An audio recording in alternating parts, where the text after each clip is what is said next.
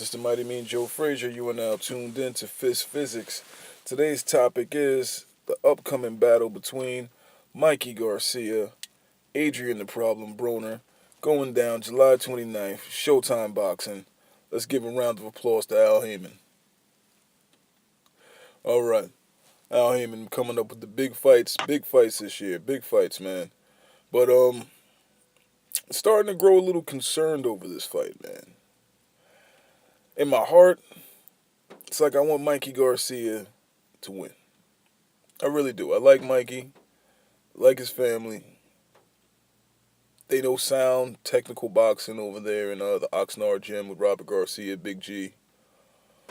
But Broner's a dangerous fight, man. It's a dangerous fight. And if you've really been paying attention, the only two losses that Broner has are against guys who are technically bigger than him. Right now, you see a little footage of him and Marcos Mondana. But Marcos Mondana was a beast on the way up anyway, man. He's just a tough competitor. But he's a guy, I believe, who walked in that ring that night weighing about 165. The other loss Broner has, and I feel like that was a fight that he had the potential to win, but he decided to get on the bike and box. I don't know why. But that was against Sean Porter, another guy who technically is 165, 170. Like both of those guys are actually really big. And especially from the Marcos Mondana fight, we saw that, you know what? Adrien Broner might have some technical flaws in his game, but he got a sturdy chin. He got a lot of heart. He's very fast, and he hits really hard. And against Mikey, who technically is moving up, and I do feel like Mikey's walking around, it looks like maybe about 160. But I've heard Broner himself say that he's walking around at about 175, 185, even as high as 190 during these off seasons. So, I mean, it could play out two ways. The weight drain could be a little bit too much for Broner. Might take a little stamina away, a little bit of his speed. Maybe he's a little sluggish. But then again, maybe it works in his favor. Because Broner's still a young guy. I mean, so is Mikey. But Mikey's not squeezing down to make this weight. Mikey's technically moving up. And I don't really remember the weight, the fight he just had a couple of months ago against Dijon. I believe that's how you pronounce the guy's name. I don't know I don't really remember off the top of my head what he walked in the ring at. But it wasn't more than 147. Like, it was nothing that shocked me or made me feel like, you know what, Mikey is really not a 140 or 147. Now, when guys move up in weight, I mean, usually they have like a speed advantage. It's not just technique. When you see great champions who move up in weight like a Floyd Mayweather or a Manny Pacquiao or an Andre Ward.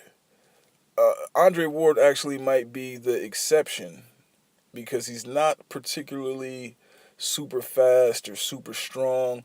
He's just really technically sound and he can think. But when you look at Manny Pacquiao and Floyd Mayweather, these are guys early in their careers, one that grew into the weight. So yeah, you got Manny who's jumping from like super featherweight and he's moving up, and Floyd Mayweather started off the same way, but they grew into these weight classes. You know what I'm saying? They grew into these weight classes. They were not squeezing down to make the weight. So right now, it's really starting to concern me how this fight is going to play out. Now, a couple years back, before Mikey's stretch of inactivity because of his promotional issues, he actually fought Orlando Salido. And you know what? Orlando Salido, I do believe, broke his nose in that fight and actually gave him a couple of bumps and bruises. And that's Salido, who came in, who usually walks in the ring bigger, but he's a little slower with the feet. He's a very technically sound guy, knows his boxing. But my point is, he didn't have the natural gifts of an Adrien Broner. Mikey Garcia is not the fastest guy. You know, there's a lot of talk coming out of his gym saying that he hits harder than Marcos Mondana, but I, in my opinion, watching these guys fight, watching the sparring sessions, watching the The mid work, I really wouldn't say so. I really don't. I find it hard to believe that Mikey Garcia is generating more power than Marcos Mondana. And in all actuality, it really wasn't Marcos's power. It's not like Marcos had like some type of superpower that he touches you. It was more of his awkward style and the opponent not being able to properly defend against these awkward shots and awkward angles, plus the power. I mean, because once he gets the shot there, it doesn't really count if it's ineffective. I mean, so that was on top of the power. But now, have we seen Adrien Broner lose to any technical boxers? Can we say that Adrien Broner has been beaten by any technical boxers at this time?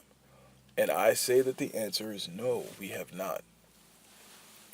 And so this is a dangerous fight, I feel like, for Mikey.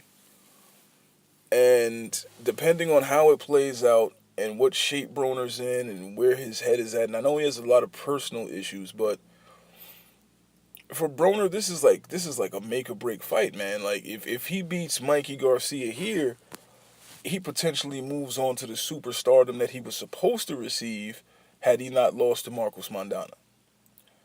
But a loss here tumbles him back down the ladder, and he would possibly end up being just a gatekeeper kind of guy. He'll come out and make some more money, but it wouldn't be the marquee fights that Broner was looking to get.